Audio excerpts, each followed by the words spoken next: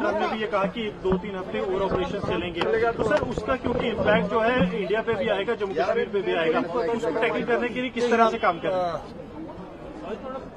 बैनुल अक़वामी सतह पे क्या होता है क्या नहीं होता है वो ना मेरे कंट्रोल में है ना आपके कंट्रोल में है। यहाँ तक कि हमारे मुल्क का भी इस पे कोई खास कंट्रोल है नहीं। जो बाकी मुल्क के हालात बनेंगे वो जम्मू कश्मीर के हालात बनेंगे। फिलहाल जैसे मैंने पिछले दिनों आप सबों से कहा, अभी तक जो एसेंशियल सप्लाईज हैं, फ्यूल सप्लाईज हैं, कम से कम 10 दिन 15 दिन के लिए हमारे पास हर चीज की सप्लाई मौजूद है।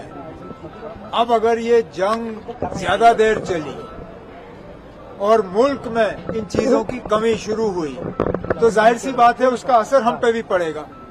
लेकिन फिलहाल अगले कुछ हफ्तों के लिए लोगों को घबराने की जरूरत नहीं है।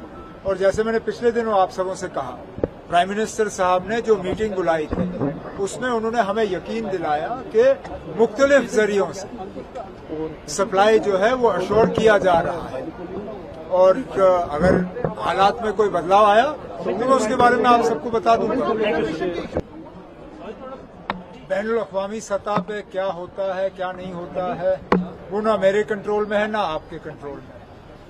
यहाँ तक कि हमारे मुल्क का भी इस पे कोई खास कंट्रोल है नहीं। जो बाकी मुल्क के हालात बनेंगे वो जम्मू कश्मीर के हालात बनेंगे।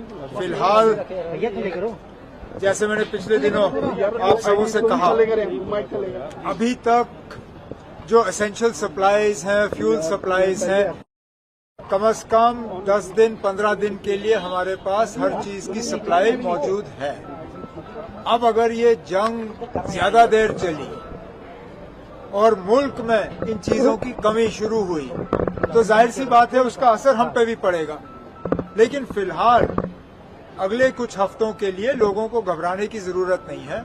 और जैसे मैंने पिछले दिनों आप सबों से कहा, प्राइम मिनिस्टर साहब ने जो मीटिंग बुलाई थी उसमें उन्होंने हमें यकीन दिलाया कि मुख्तलिफ जरियों से सप्लाई जो है वो अश्योर किया जा रहा है। और अगर हालात में कोई बदलाव आया तो मैं उसके बारे में आप सबको बता दूंगा।